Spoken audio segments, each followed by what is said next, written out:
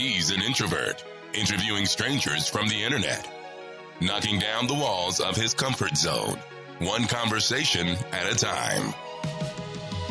This is the Gary Cantrell Podcast. The Gary Cantrell Podcast, July the 15th, 2020. Welcome back to another show. Today on the program, I'm going to be talking to my old friend Ford. But before we get to Ford, I got to tell you about my friends over on Patreon, the Patreon podcast producers, and they are Caitlin at Caitlin. At least put 3 Y's in her name. 3 times is awesome. And Amanda at Mutts_and_Miles. Also very awesome. Patreon.com/Gary Cantrell is the place to go if you want to support this podcast financially. It helps to buy new equipment. It helps to do more cool stuff for you guys out there listening. And if you want to sign up, it's $4 to get started. That gets you the podcast 5 days before anybody else. 5 days. You get the higher quality MP3, 25% off. All the hard work always wins. Merch store. And then, of course, the $10 tier is where you get your name, your Instagram name, shouted out at the beginning of the show. And so that's a cool little thing. I mean, maybe you're somebody that runs like a business or something. You could even put that name in there. It's up to you which name I say. But you could actually promote your business and get some. It's a cheap way of ads if you think about it.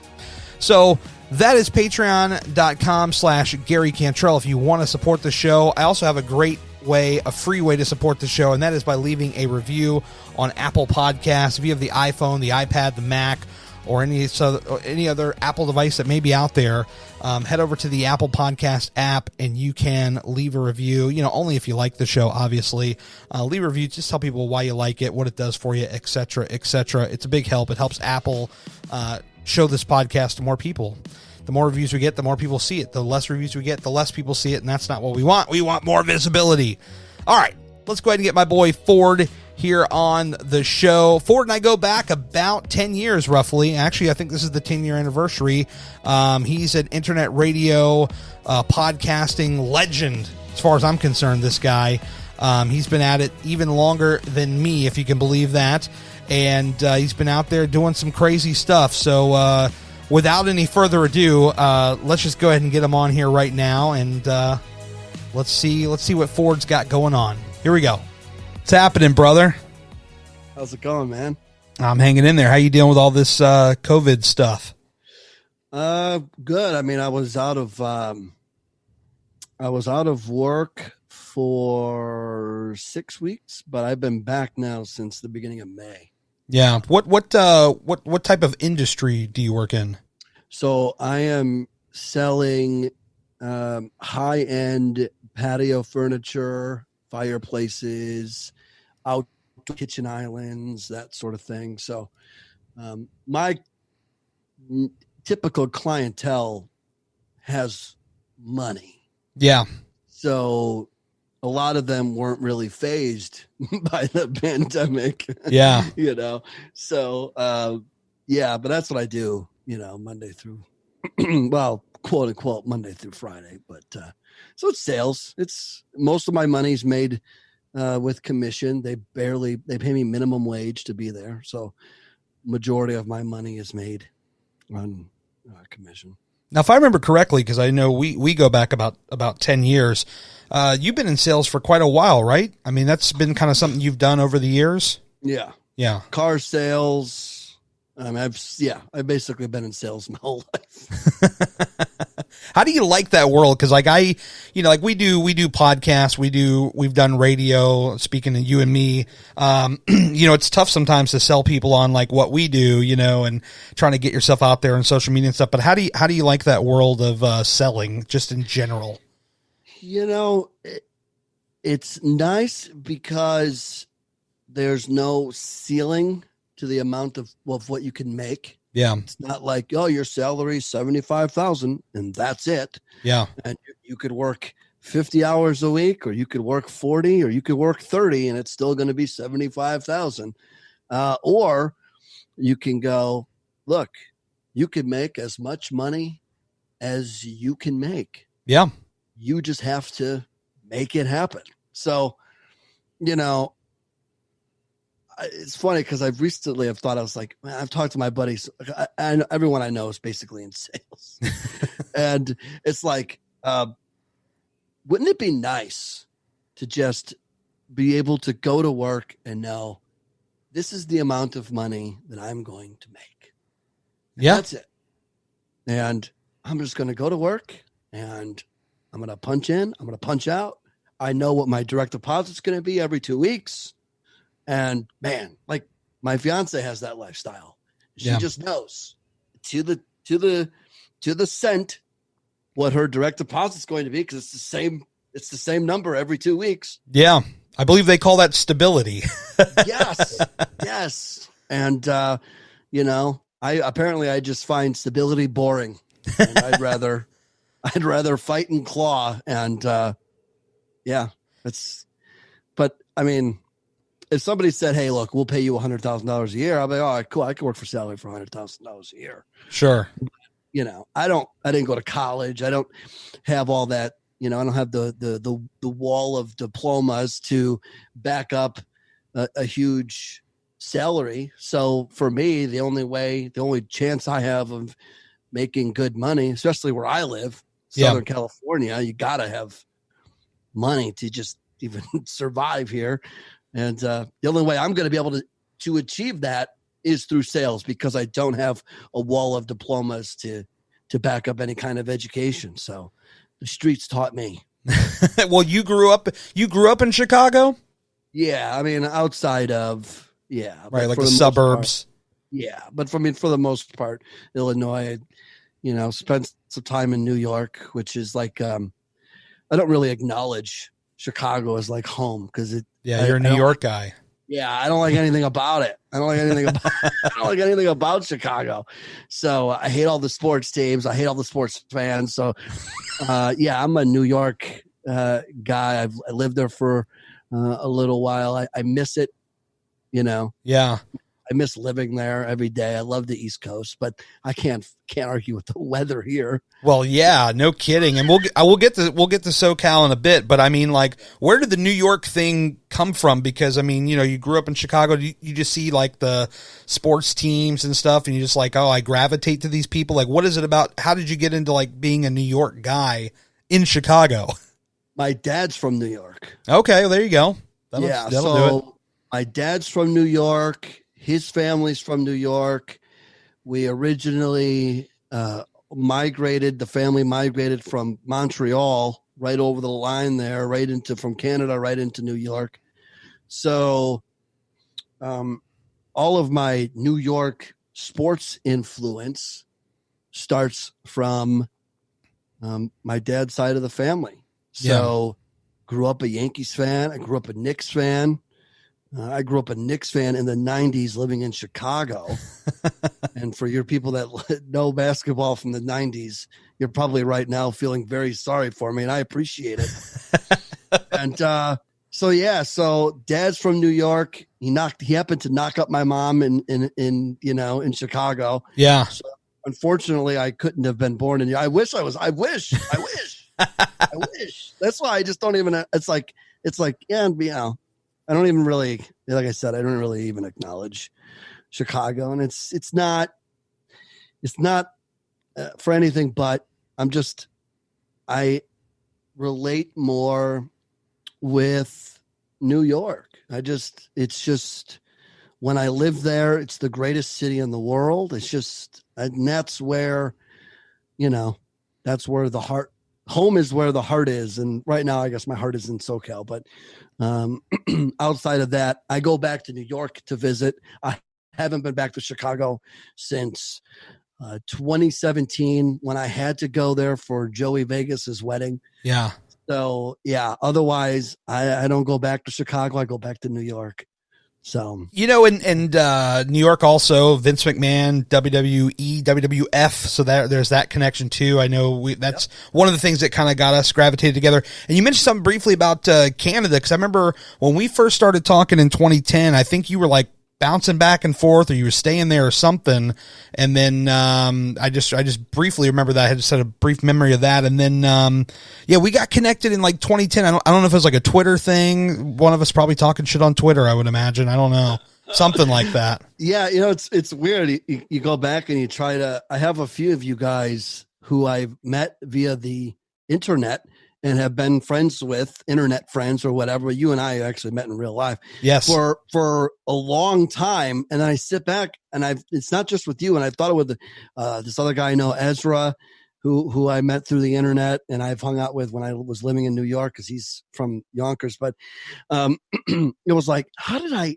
And I honestly, sitting here right now, I don't even remember how you and I originally I couldn't even tell you.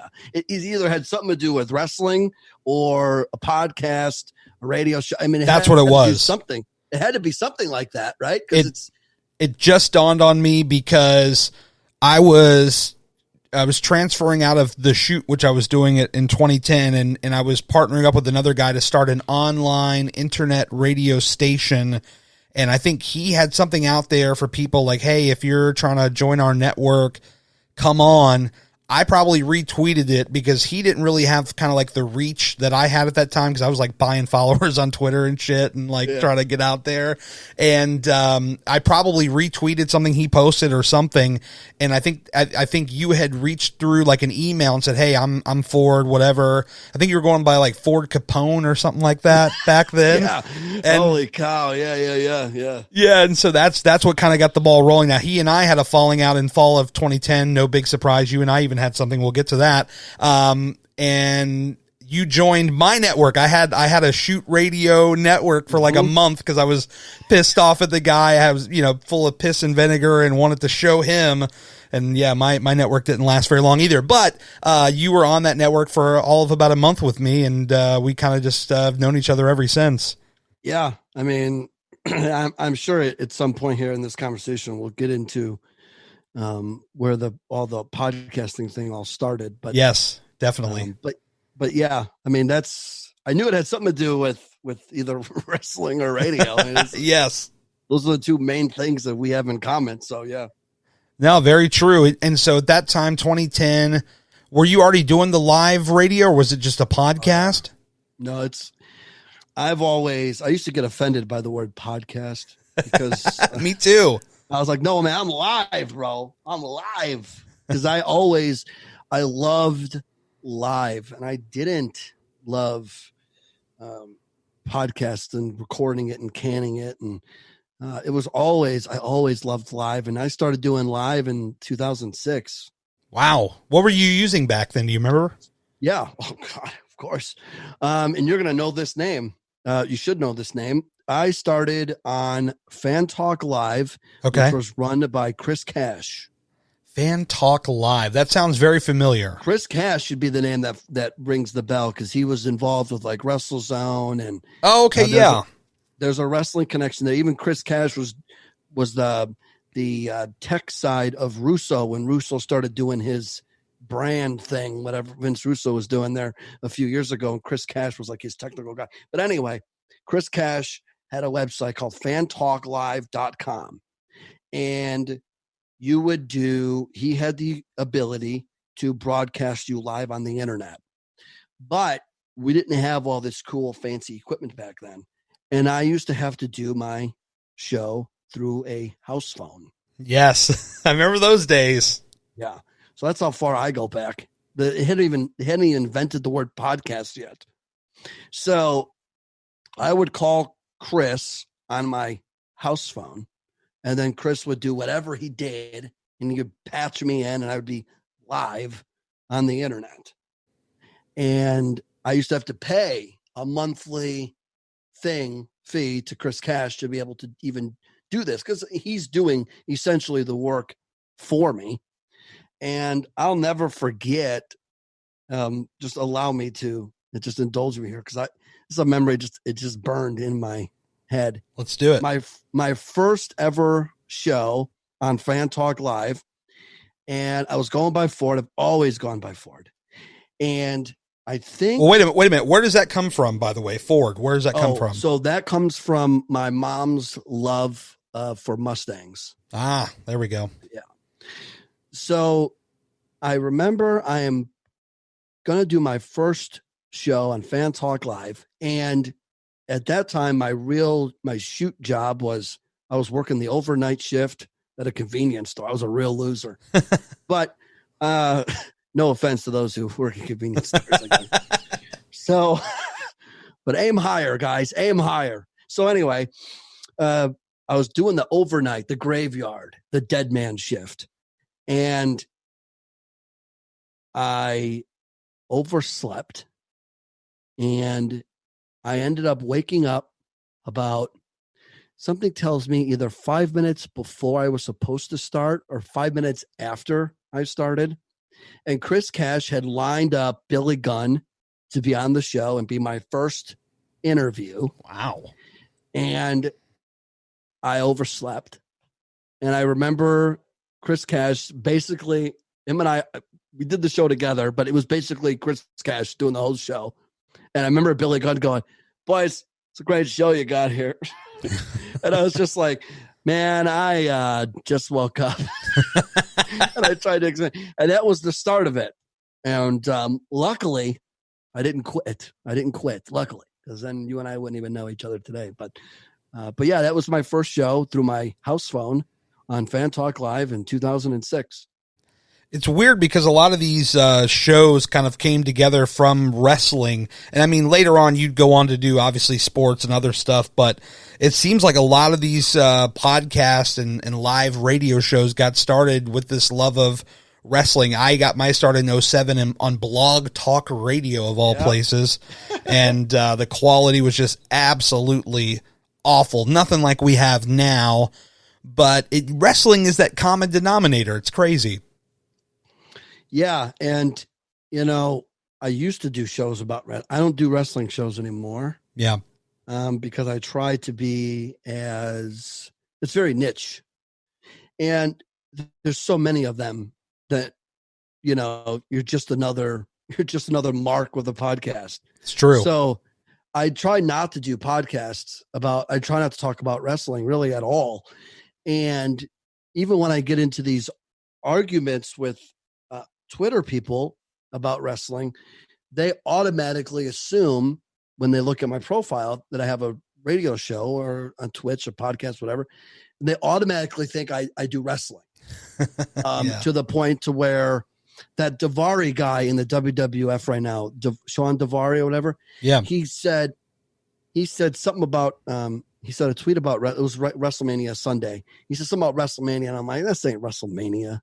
This is an empty, you're doing a show in a building and calling it WrestleMania. It doesn't make it WrestleMania. Right. And he says something about, go back to your crappy podcast or your shitty I'm sorry, I don't even know if I could swear here. You're fine. Yeah. Okay. And he goes, yeah, go back to your shitty podcast. And I think he said that because he probably figured I talked about wrestling. Probably, yeah, because that's what a lot of people do. They get on Twitter, they get upset, and they have a wrestling podcast, and it's like, yeah, I'll show you on my little wrestling podcast. It's funny because like in 2013, Stone Cold, he wasn't the first wrestling podcaster, but he was certainly the one who kind of just went over, went into the mainstream with it and kind of got all the other wrestlers onto it. But after he started, I'm like, what am I doing talking about wrestling anymore? Like, honestly, like, here's people that are actually in the business, worked in the business, sweat, bled for this business. Who the hell am I? Now, look, I don't mind jumping on once in a blue moon and sharing some thoughts just for fun, but this idea that I'm going to make it some big podcast is just not for me personally.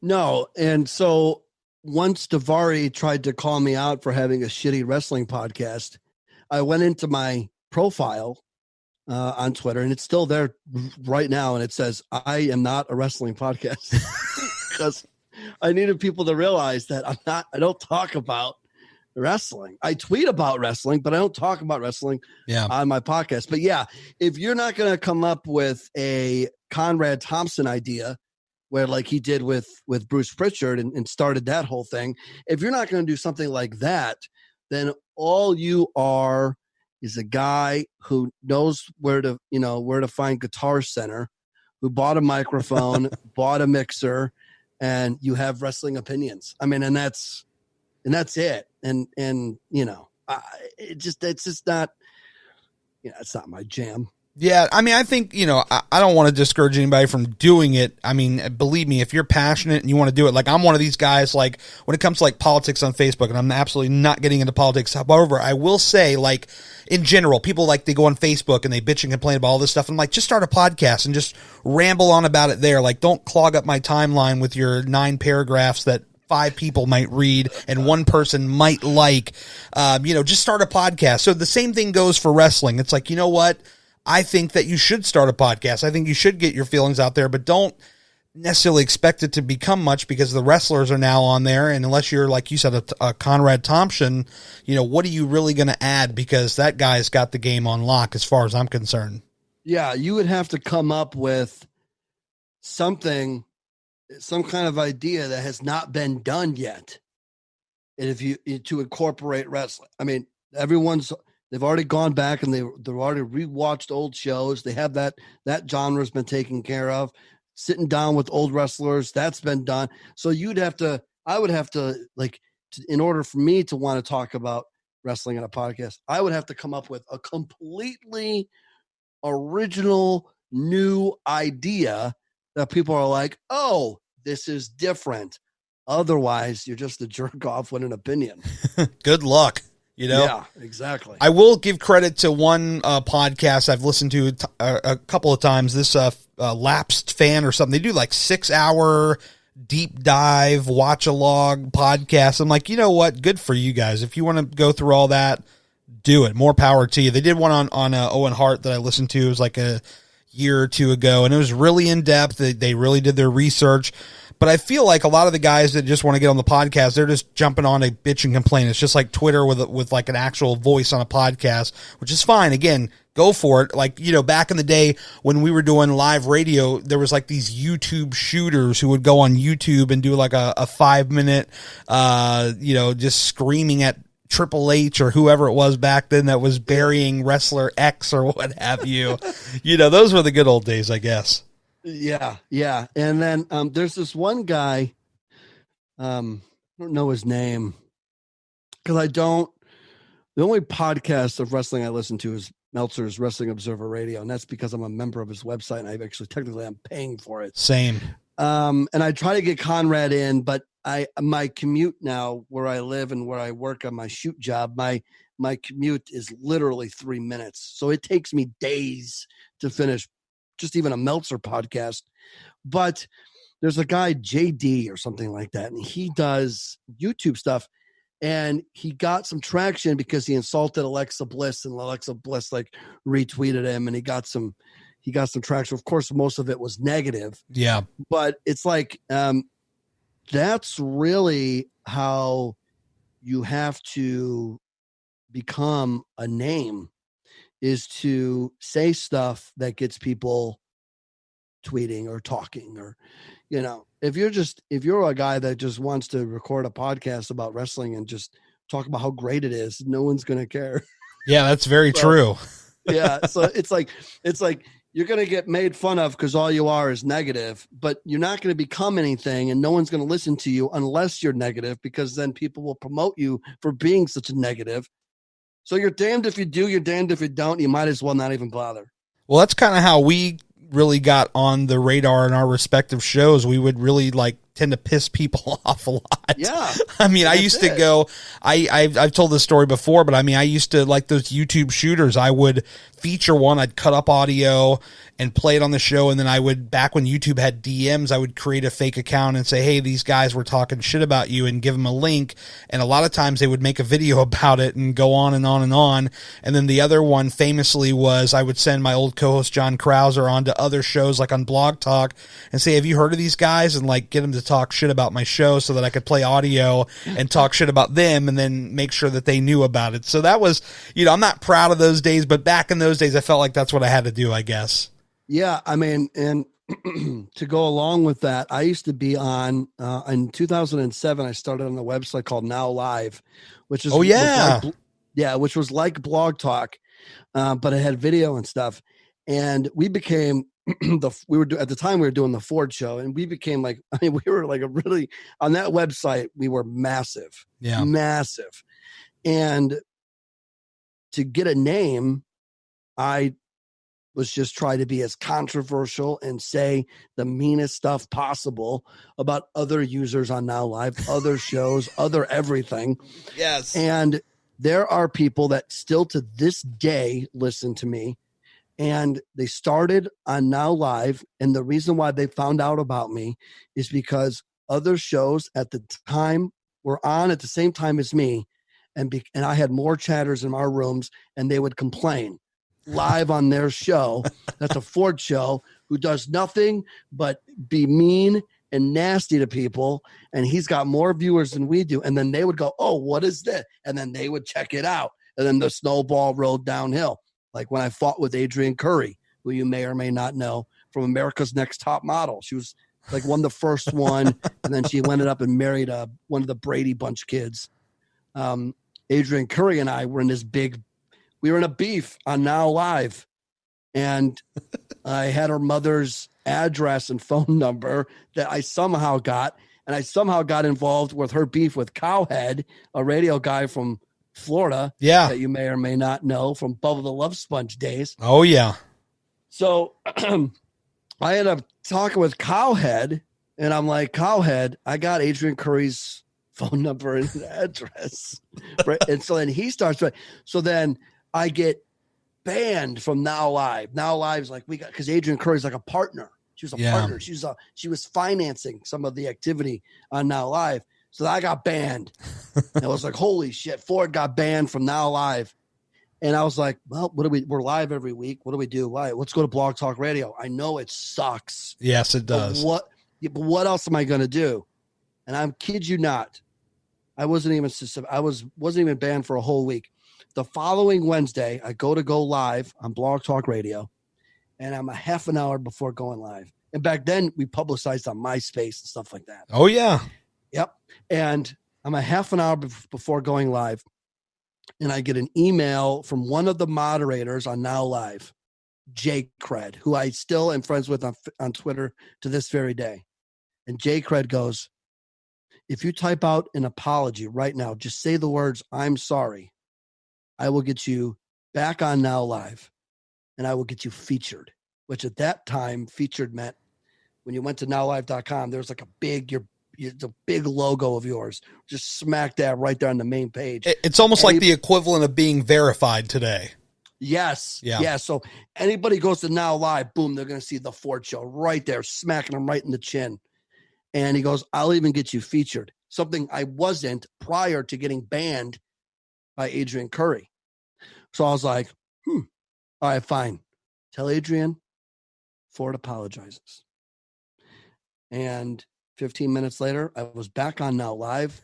I was featured, and I became more popular because I got banned by Adrienne Curry. Isn't that crazy how that works out, man? You go crazy on something, you start a feud, and it just, like you said, it's a snowball effect. It brings everybody in. Mine was very similar with the Honky Tonk Man, Spice Boy, Bubba the Love Sponge thing. This. That was wild, and that whole thing was as simple as they used to try to call into radio shows that Honky Tonk Man was on, and they could never get through. I had a show. I was a Bubba fan at that time, and I said, well, I knew somebody that worked for the show. I was like, hey, I got him booked tonight. You want to just call in? I'll let you right on through the back door. And that whole thing happened, and next thing you know, the show's being played on Sirius on Howard 101, which, as you know, at that time, Howard was a big deal. His channel's on Sirius, a big deal. And it was some nice exposure. So it just goes to show you that back in those days, that's how you got stuff done, man. You create some sort of controversy, like a feud. You'd almost use like the wrestling template. Like, I'm going to start an angle with this guy, and it's going to lead to this. Real. Except it's real. Yeah. It's crazy how that works out. Yeah. Yeah. Yep. My beef with Adrienne Curry that I started. She had no idea who I was. Yeah. I started the beef. Now she knew who I was. And it helped me, man, it helped my show. And that's all it was ever about. It was never about me. It was about making the show bigger. That's it. It's all I've ever cared about. It literally, I don't care if I've always said, I don't care if I ever make a dime off of doing any of this stuff because I Yeah. got my own job. I got 2 jobs right now, technically. And I do this for fun. And it was always about just getting to be as many people listening as I possibly can. It's got nothing to do with me at all. I just want the show to be as big as it could. And at that time, beefing with Adrian Curry was the best way to make it bigger. And it was huge. I cried the day that Now Live shut down. I cried because I knew I'm like, my show's never going to be bigger than what it is right now. And the day Now Live went under. Yeah, it's a total bummer. I mean, I remember going on there and just watching random people live, and it was a lot of fun. It definitely seemed to have a lot more atmosphere than Blog Talk, but to me, Blog Talk was kind of more the stable platform, and more of the wrestling people were kind of gravitating over there, which kind of, it had a big influence on how I did my show, because back then it was like, who do you have on as a guest? And, Alan and I, we didn't do a ton of guests at first because we wanted to sell people on us. And then we realized, well, shit, we're not going to get anybody in here unless we get some sort of a big guest and get them moving, and get those downloads in. And it was just kind of just crowded platform. And it was, it burned me out after 3 years. I'll tell you what, I know at some point you ended the Ford show. This was what, like 2014 or something like that? Yeah, so we ended originally in 2013. We went from 2007 till 2013, because technically it was the real show in 2006 on Fan Talk Live. It was the real show. It wasn't the Ford show. Yeah. And then, so it was technically the Ford show from 2007 to 2013. And from 2007 to like 2011, I didn't miss a week. That was like 4 or 5 straight years of every single Wednesday we were there. And I took a couple of years off, and here we are now. But right, because I remember towards the end there, like, you were experimenting with video, and back in this time, video was not a common thing amongst live internet radio or podcast whatsoever. And so you were kind of really on the cutting edge of that. And tell me a little bit about, trying to experiment with the video and all that stuff, because I know that's what you're doing now, but talk about kind of the mindset back then and what kind of got you in that realm. Yeah, so I'm like an old school radio guy, in the sense of, I feel like radio is the theater of the mind, and therefore I'm really anti-video.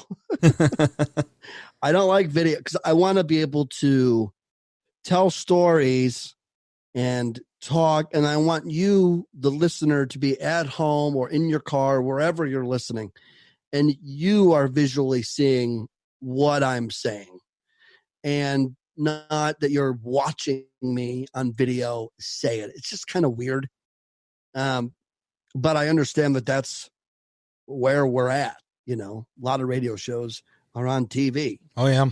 And that's kind of just like where it's at. So now I'm doing it. I did it back then too. We did like YouTube. God, dude, I've been all over the place. Yeah, so, man, you were doing it all back then. You had YouTube Live back when it was like Google Hangouts, and you even like rented out studio space in Chicago. You had like a pro cameras shooting you and everything. I was like, man, what the fuck is this guy doing? This is crazy. I was spending money. That was costing me money. Yeah. And because I was like, well, if we're going to have to do video, then we should do it right. Don't half-ass it. Because if you're going to half-ass it, then don't even bother. True. So, yeah, I rented. It's funny you bring that up. Yeah, we rented studios, and geez, man, the amount of money. You know how some people say, "Oh, it's $5. Who cares?" And you probably have $100,000 for every time you said it's $5. Who cares? Right. Same boat. The amount of money that I have poured into this, from studios. Oh my God. But yeah, we did video. We do video now. I hate it. I hate every part about it. I like to do theater of the mind. That's radio. I go back to, you mentioned Howard Stern. I was never a big Howard guy, but I was a Mancow guy. I was a Bubba the Love Sponge guy for a bit. Yep. And those guys, you know, that's theater of the mind, man. I want to be able to talk, and I want to be good enough to where you could see what I'm saying. You could see, and even when we did like bits and like stuff like in studio, I want to be able to call it. And even though you can't see it, you could see it. True. And you can't do that, obviously, when there's video, because they can just see it. And somewhat of the storytelling is kind of lost. I still try to do it, but you know, they could just watch it. I mean, it's you know, but you know, yeah. Radio. Always remember, kids. Radio is theater of the mind. Yeah, and it'll always be around. Radio will outlive everything. I think it's outlived everything so far. I mean, radio and TV will always be around. Yeah, it's gonna be around for forever. I mean, I know that there's, you know, a lot of big movements with podcasting and Twitch and all that. People think that like, okay, eventually radio is going to go away. Eventually satellite and cable TV are going to go away. These are just things that I don't think will ever happen. They might lose popularity potentially, but they're never going to fully ever go away because they're just too big to shut down, in my opinion. Yeah, well, they're not going to go away in our lifetime. Yeah, certainly not in our lifetime. You and I will die, and radio will still be here. That's crazy to think. I mean, radio goes back. I mean, think how far radio goes back. I know. So long, man. So long. It's before TV. So why would radio, you know, it's not like the newspaper. Yeah. Because here's the thing. People are always going to be in their car. Cars will always be here, or some sort of transportation. Yeah, I don't think radio will go away. The game will change. Hell, it already has. Like 4 companies own every radio station in America. Yeah, and it's crazy because, like, you know, I remember back in the day when radio people used to think of podcasts like a dirty word. It was this forbidden term, and now all of a sudden they're all doing them, so they realize the power of them for sure. Yeah, and I'll never forget, because I always wanted to do radio. I just never went to school for it because I didn't have the patience for school. Same. It's obvious. I don't have a 4-year degree, so clearly school wasn't my thing. And I'll never forget, I emailed Mancow, and I said, you know, should I go to the school for broadcasting? And he said, because I told him I was doing my thing weekly on the internet and stuff like that. And he actually replied to me. I don't know if it was him, but somebody replied to my email and said, if you were smart, you would not get in the radio business. Continue doing what you're doing and have fun. This is something that I hear a lot, by the way. Yeah, go ahead. Yeah. And that was it. And once I read that, I was like, oh, fuck it then. This guy's in radio and he's telling me not to get into it. Yeah, he's not saying it. He's not saying it because he fears I'm going to take his job. It's true advice. Yeah, don't get in. So I never did. Unless you're a Howard Stern or somebody on that level that's making, you know, millions of dollars, it's not worth it. I mean, we hear so many times like the local jocks, they'll be lucky to make, you know, $50K if they're lucky, and then you've got, you know, the ones that get the big contracts, and they're probably 6 figures. Maybe let's say mid 6 figures, but beyond that, I mean, that's a very small percentage of them, by the way. That's not the norm at all. And so a lot of these people, they're just struggling to live because they love the radio stuff and they don't want to get out of it. And they're making peanuts to do what they love. It's crazy. Yeah. It's, anyone who knows anything knows that real money in radio is made with syndication. And if your show's not syndicated and you're just a jerk off in your own home city, and that's it. That's all you're ever going to be. And that's all you're ever going to make. And if you really want to make real money, Howard Stern, Mancow, Rush Limbaugh, syndication is what made Rush Limbaugh a gazillionaire. not Sarasota, Florida, 870 AM. Yeah. That didn't make him a gazillionaire. You have to be syndicated across the country. People have to want to pay for your show. And then you just sit wherever you're at for 4 hours, you do your show, and then it's played throughout the United States. That's how you make. Otherwise, you're right. It's $50,000 a year. You probably got to work on weekends in the radio show van, out passing out bumper stickers and giving away tickets to a summer concert. Yeah, and dealing with a lot of drunk people who are just looking for free T-shirts and all that kind of stuff. It doesn't seem like a very good job to me. No. And that's after when you graduated from broadcasting school or college or wherever the hell, and they sent you off to 670 AM Idaho, and you had to go work the overnight at a radio station in Idaho whose signal strength is about 500 yards. You had to cut your teeth for 5 years. Yeah. I mean, who wants to do that? I know, especially you can come online now and you control your own destiny. I mean, yes, it's going to take years to gain any traction, but at the same time, you own all your shit. Yeah, and you're worldwide, baby. That's right. I remember I used to have people in Guam listening to the Ford Show. Yeah, I remember how big of a deal is. We were talking about this back in 2011. I was sending screenshots. I was like, "Look, I got you on the TuneIn app now," and you're like, "Whoa, we're on mobile now." And that was like back in 2011, live streaming on mobile was like a very big deal. Yeah, and you could do that without going to school and having to be an intern at a radio station in Idaho. Yeah, I remember I paid $10 a month for that IceCast server. And it was just like an IP address that they give you and a little password, and you got a little program on your computer, and you get the Sam Broadcaster, and now you're live. It was a hell of a time. Yeah, I mean, hell, I was just when I brought the Ford Show back here this last time for like the third time, but when I brought it back here the last time, I was like, well, what am I going to do? I'm going to stream on TuneIn. It literally cost me $19 a month for Bosscast to stream for free on TuneIn, and a lot of people already have the app. Yeah. You know? And by the way, why did you leave the last time? What was we just burn out, or what was the story back then? Yeah, it's always all the times I've ever left. Well, the first time the Ford Show ended in 2013, because the chick I was with at the time was not really enjoying the content.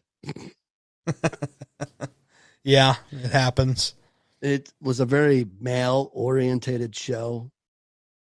And she thought I was sleeping with one of the co-hosts, who was a woman, by the way. Yes.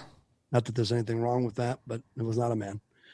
And I wasn't at the time. I mean, I did later, but I wasn't at the time. But so I was like, well, I had a choice. I said, all right, well, you know what? I've been doing this for a long time. All right, this time I'll let the chick win, because all the years prior, I used to tell girls, look, if you don't like the show, you got to go, because the show's going to outlive you. Right. And the show always outlived them.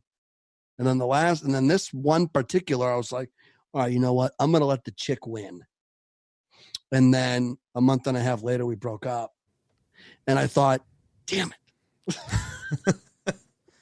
But she made you so mad you went off and tried to start a wrestling magazine. Remember that one? Yeah. I remember that, and I got screwed out of that deal.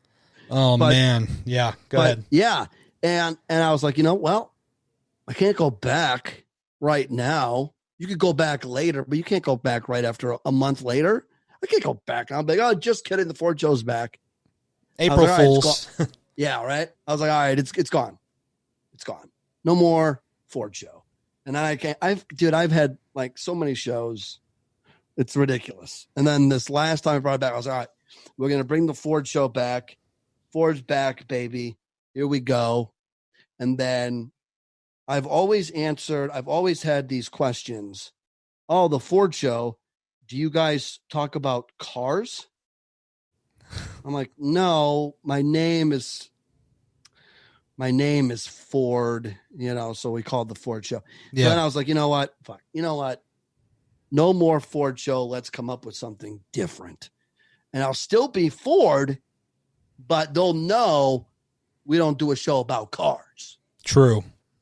And then that's why we moved on from the Ford show name, but the show is pretty much the same. It's the same shit. Yeah, you dropped the Ford name for a couple of years there, and I'm like, I'm not calling you Brian or what. I'm calling you Ford. Like, we're just not doing this right now. Yeah, I prefer it for, and I'm trying to get these other guys to Joey Vegas's to get back to the swing of things. So I've had a couple of them live on the air drop the real name. I'm just like, God, you idiots! Come on, keep the gimmick.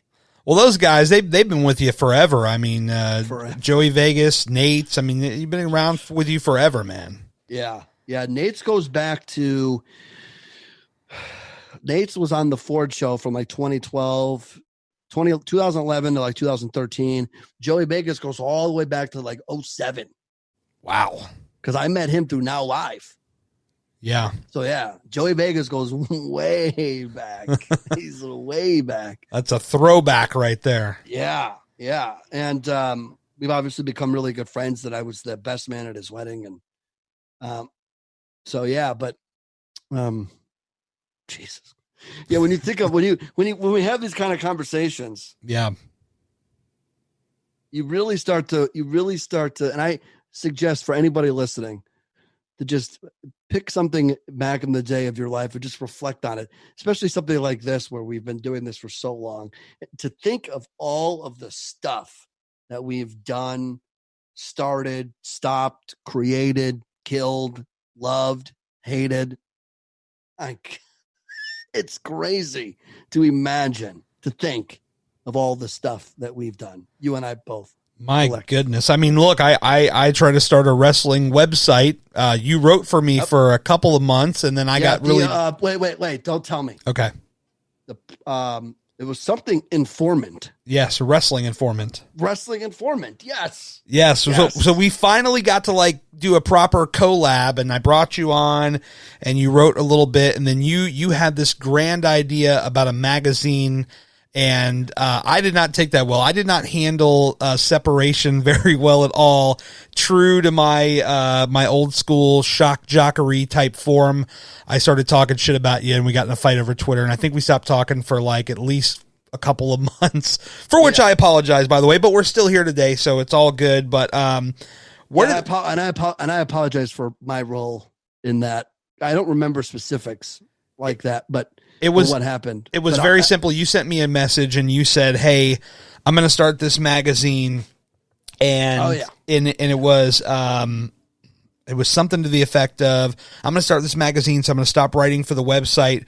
But if you ever want to come on and do something with my magazine, feel free." And around this time, I was just, I was a much different person. And I remember I'm like, oh yeah, well, he started this and he gave up on that, and he started this and gave up on that. I'm like, well, when your magazine eventually fails, you could have a spot back here on my website, as if that was even going to still be around.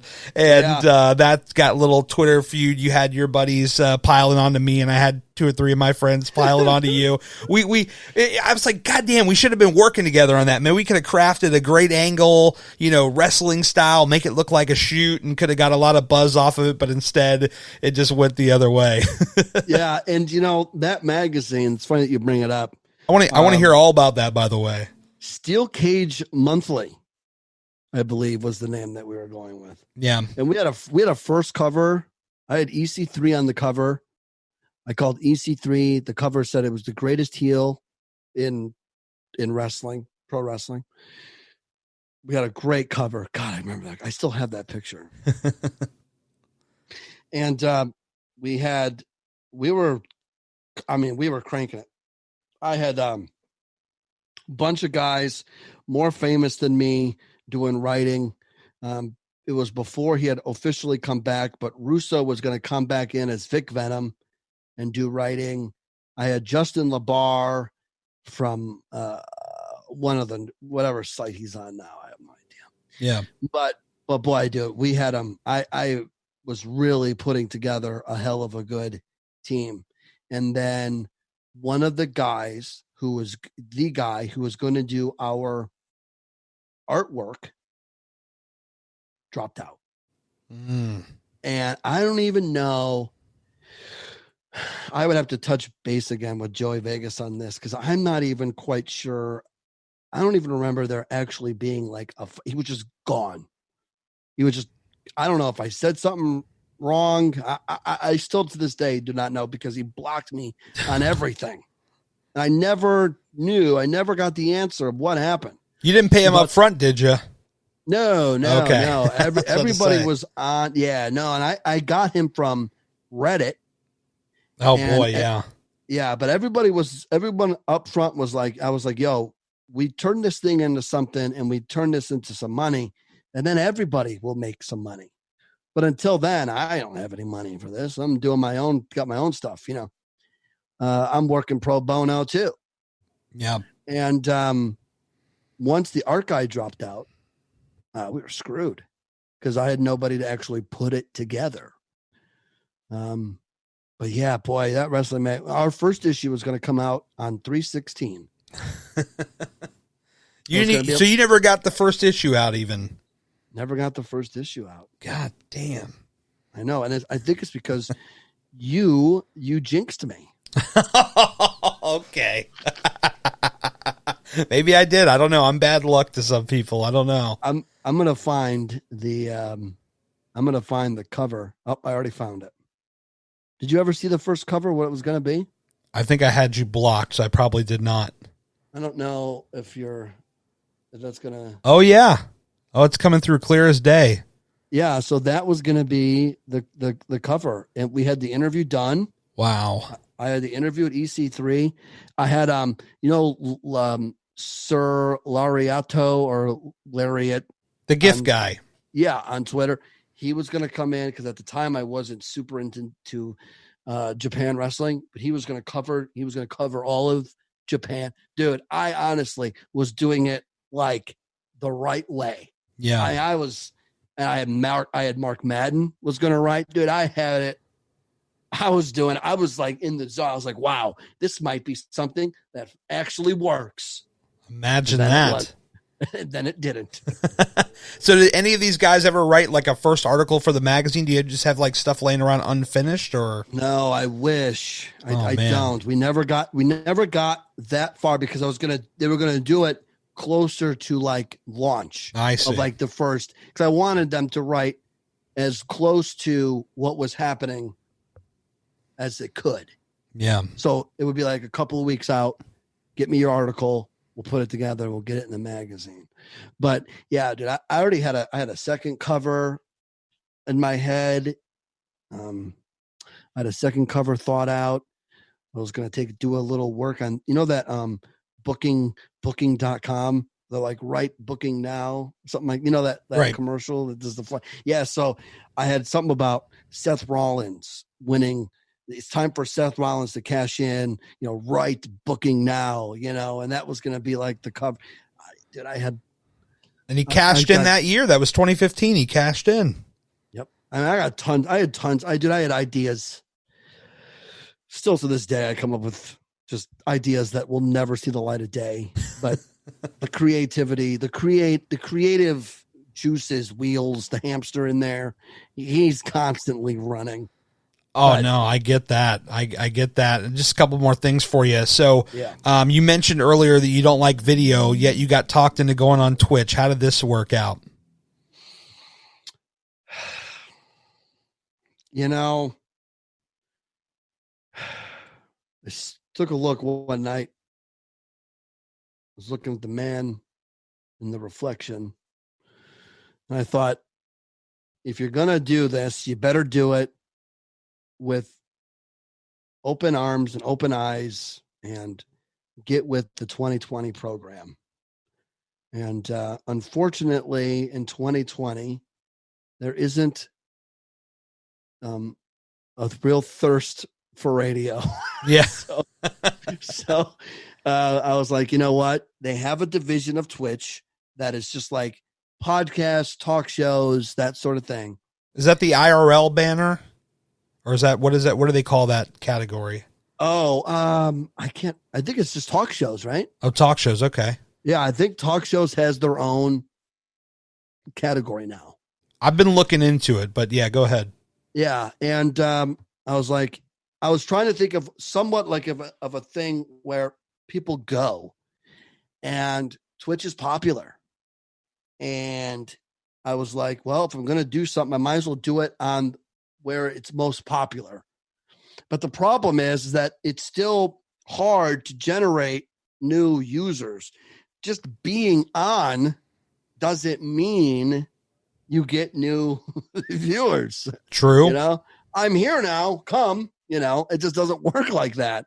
I've had a couple people pop in and they're like, hey, I love the show name. It's pretty funny. And then they hang around for a little bit and they follow you and then that's it, whatever. But it's like, I'm still trying to, and I guess the only way I know how to do it is to get guests on and then they promote it and then people come and check it out. But yeah, like right now, my Twitch audience is nothing because I haven't really spent the time yet to figure out how I'm going to grow the Twitch audience. I still have the podcast because I podcast the show, and all those listeners are still good. It's still good, but yeah, I don't, outside of getting guests, I guess I have to try and really. I haven't been focusing as hard. I've been doing the show every week, but I haven't been like really honed in on okay, how we got to build this Twitch audience. How am I going to build it? Because I remember how I built it on Now Live. But, things are different now, man. Everyone's soft and controversy gets you canceled. It doesn't, yeah. It doesn't get you notoriety. And if it does, you get canceled for it. This is very true. I mean, it's a lot more difficult to get noticed out there. And it's like, okay, all the old stuff that we know that we, spent years growing on is non-existent anymore. It's like now you got killed. Yeah. I mean, Reddit, I found Reddit to be kind of a cool place. Like I went through a big weight loss transformation. I gained some of that back, but when I was initially going on through it, I would post like a before and I like to call it before and during on like the photo subreddit, and it like shot up to the front page, number 3 rank. I'm like, holy shit, that's insane. And I had my username as Gary's Podcast. So it's like, I was like plugging it without actually plugging it because, when you plug your stuff on Reddit, it's kind of frowned upon. But if you can figure out a creative way to insert yourself, then you might get some clicks over there. And as a result, it did get some people to listen to the podcast. So I was like, well, it's a win-win. Yeah. I mean, I've had that on when you post on like the podcast subreddit. Yeah. And you're like, hey guys, how does my audio sound? And you get a bunch of people. I need to try that one, by the way. Yes, please do it. I tried it. I've done it. And so I've done that. And then what I'm doing now, what I'm working on, this is going to sound very hillbilly. Okay. But I'm getting involved with iRacing. iRacing. Yeah. So during the pandemic, NASCAR wasn't, we're still in the pandemic, but you know what I mean? Sure. When we were like really like knee deep in COVID-19. When it was on TV and people were actually talking about it, you mean? Yeah. And we were actually not able to leave our houses. Yes. NASCAR transitioned from doing their weekly racing to iRacing. So iRacing it's all on the computer. And you download the program and you subscribe. You pay a monthly fee, or you could buy like a yearly subscription to it. And you race. And you could race truck and dirt track and NASCAR, and you could race all these different things. So I found a guy through a Discord, and he's putting together a paint job for my using my podcast, my show on Twitch. And I'm going to go on, and I already bought a steering wheel, and I'm going to go and I'm going to start doing this iRacing thing. And while I'm doing this iRacing thing, I'm going to be promoting my show. So I'm going to show you this. Does our video go up too, or is it just audio? No, it goes up too. Yeah. So if you want to show me something, go ahead. Yeah. So he's doing, like I said, he's doing the custom paint jobs. So this is just a way to market the show, right? So this, when I'm ahead of somebody on the track, my Twitch URL is on my back bumper. Oh, that's so brilliant. You see that? That is so brilliant. And then on the hood, you're going to have, on the hood is going to have the Spotify logo, the Twitch logo, and then my logo is going to be in the middle. So you can actually design your own car on this thing. Yes. So why didn't I think of this? I told the guy, look, I'm going to race a Mustang. So give me, obviously, Ford, hello. I'm going to do a Mustang and give me a custom paint job. It cost me $15. And he's like, what do you like? Because he goes, you could put little sponsors on the sides. And I'm like, well, I buy Shell gas and I drink Pepsi all the time. So they put a Pepsi logo, Shell, there's a Monster drink logo, and now my podcast logo is going to be on it. And like I showed you a second ago, my twitch.tv is going to be the address on the bumper when I'm ahead of somebody. Well, you better hope you're damn good at racing, man. Yeah, so I've been practicing. On PlayStation 4 playing NASCAR Heat. How is that? Because I remember the NASCAR games of years ago kind of sucked. How is it? NASCAR Heat 4 it's fun. I enjoy it, and they're coming out with 5 next month in July. And so I've been playing that, but iRacing is different. iRacing is more like simulation. You know the movie Ford versus Ferrari? Oh, yeah. Okay, did you see it? Yeah, I did. I saw it in the theater. So with iRacing, you could do the 24 hours at Le Mans. No kidding. Don't tell me you're going to go 24 hours. And No. I was about to say. No. I'm going to go race Daytona and Talladega for 3 hours. I can't do 24. So now can you jump on a mic and just broadcast your voice to the people, or is this just strictly they're just going to see your car? Yeah, they're just going to see my car. Man. That's it. So I figured I'm gonna have the show sponsored on my iRace. So now when I'm playing the game and I'm having fun, I'm also promoting the show. That's pretty brilliant. I never thought about that. This is why you collaborate with other creators, folks, because they might think of something that you haven't thought of, and you might think of something that they haven't thought of, and vice versa. Yeah. So if you're into racing, iRacing, if you're into racing and you have a computer, you could do iRacing, and you're going to see my car, for fuck's sake, out there racing. Now, do you need a really nice computer to do this, or can you just run any old computer? From what, I'm good with computers, but I'm not good with like the insides and the goings-ons of the computer. But from what I looked over when I showed the minimum requirements, I was told that it does not take much. Okay. But for us, if we're going to use our Macs, it takes a little effort. You got to run through boot camp and stuff like that. So so you got to connect to Windows through boot camp. Yes. Yeah. So, but I'm not going to do that. I'm going to get a CPU, and I'm going to hook my CPU up to my brand new 75-inch TV, and I'm going to play iRacing on my 75-inch TV in my, for fuck's sake, NASCAR. Oh my God. You are insane. Yes, I am. You are absolutely insane. Now, and the other thing too, I was going to ask about. So you moved. What the hell is a Chicago, or should I say New York guy doing in Southern California? It seems like it would be quite the opposite of what would be doing.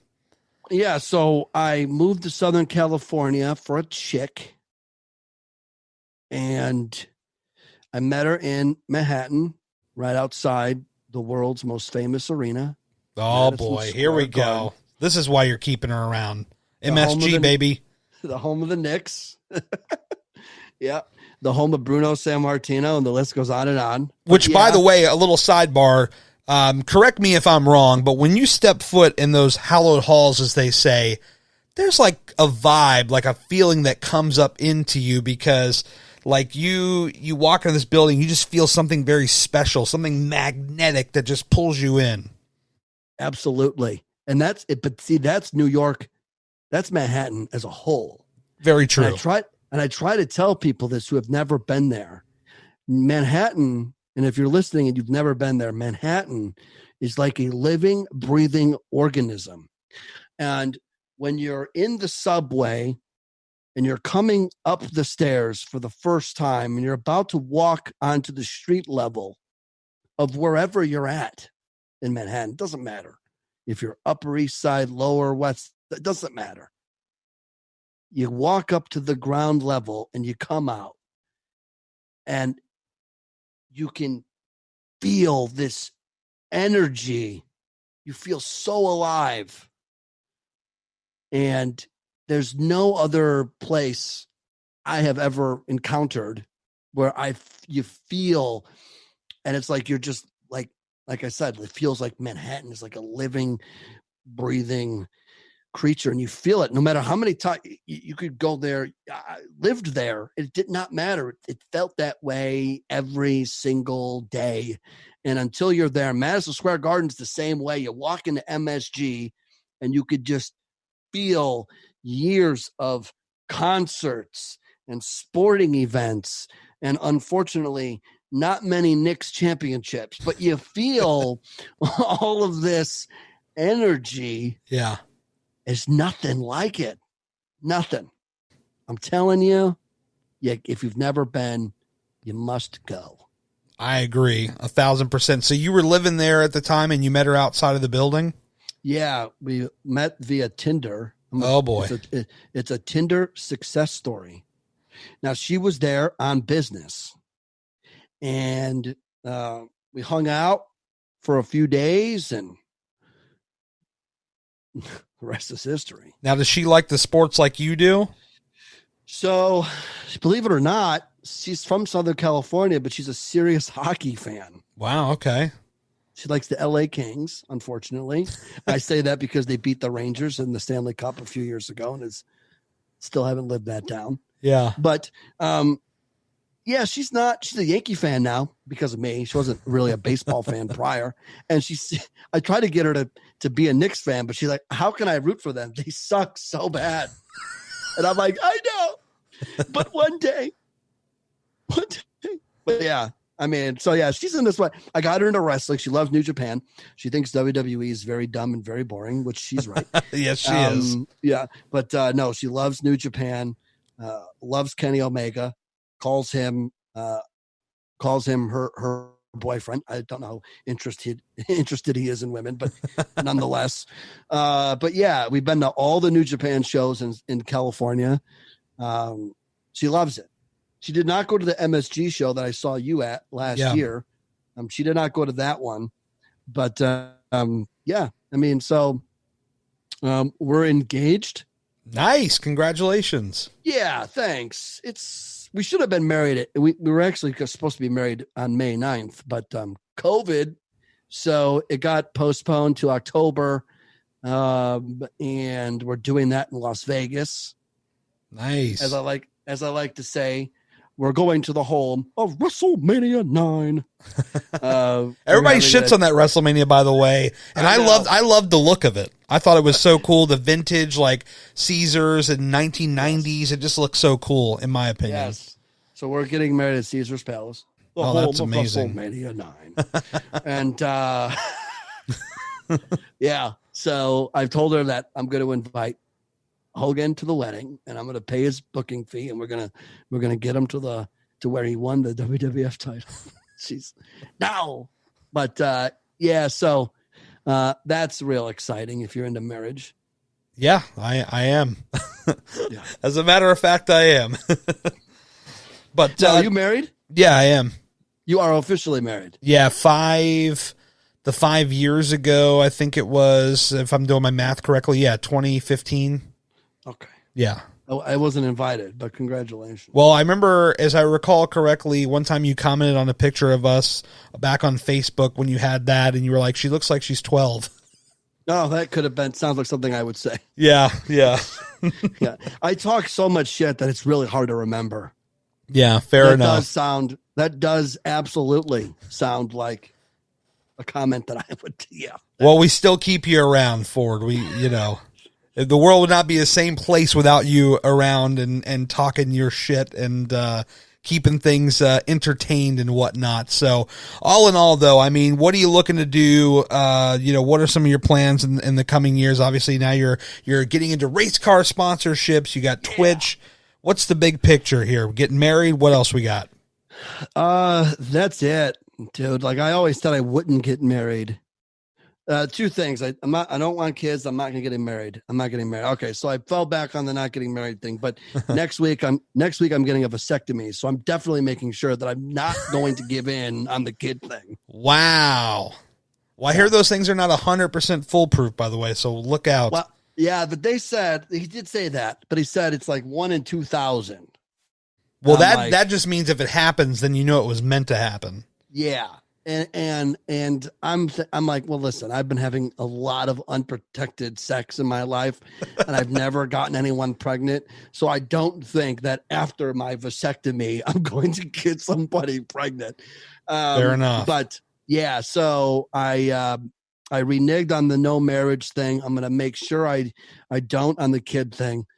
I don't want any. I'm getting too old.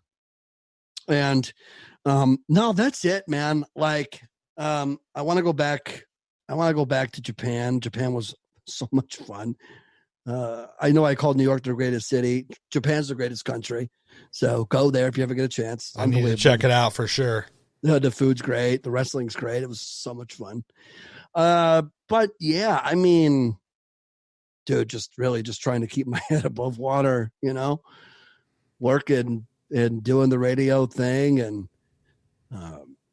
I'm one of those guys that I don't live to work.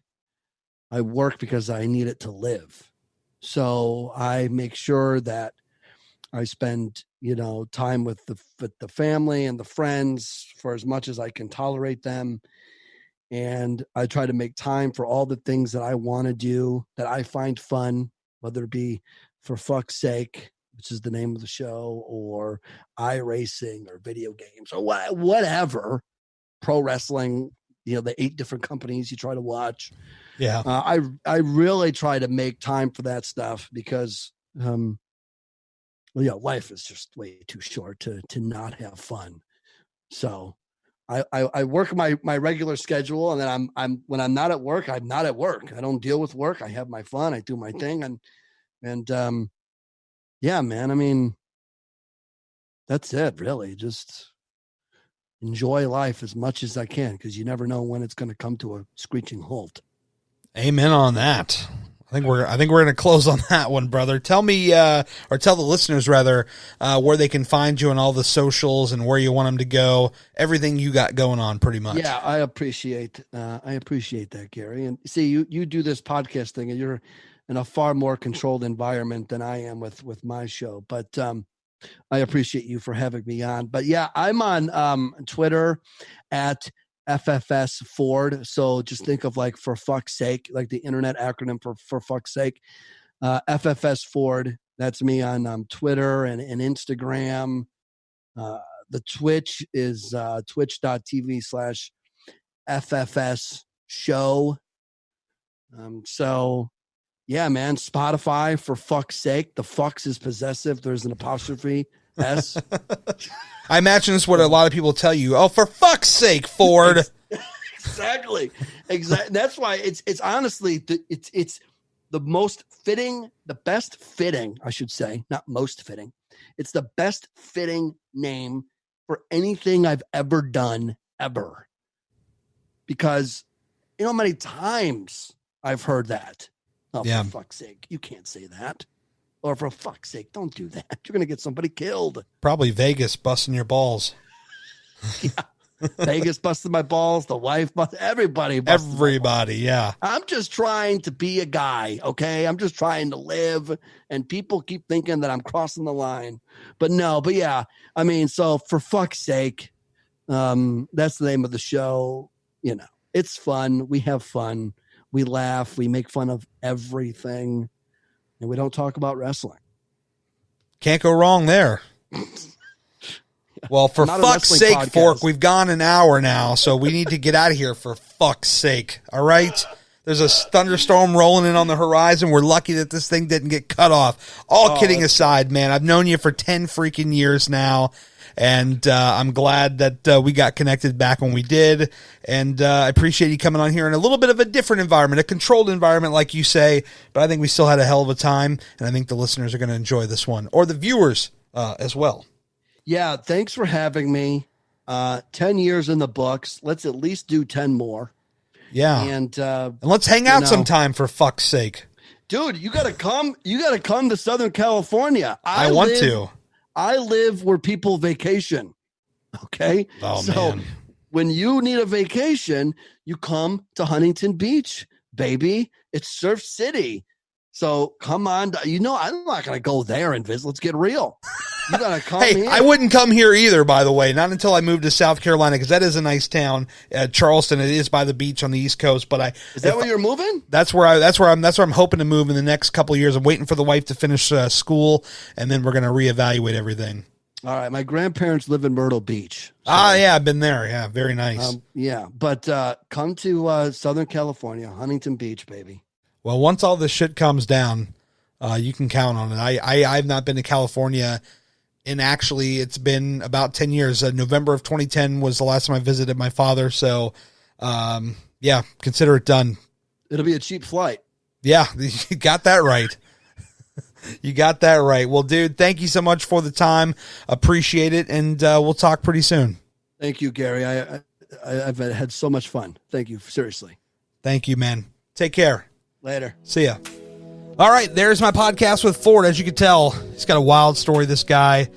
Always love chatting with Ford, and yeah, it's always a good time. So make sure you check him out over on Instagram, FFS Ford. I think it's the same on Twitter.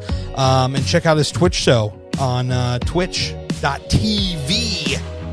That's going to do it for me for this week. Thank you guys so much for listening. Thank you so much for your support of the show. And yeah, talk to you guys again really soon. Take care. See ya.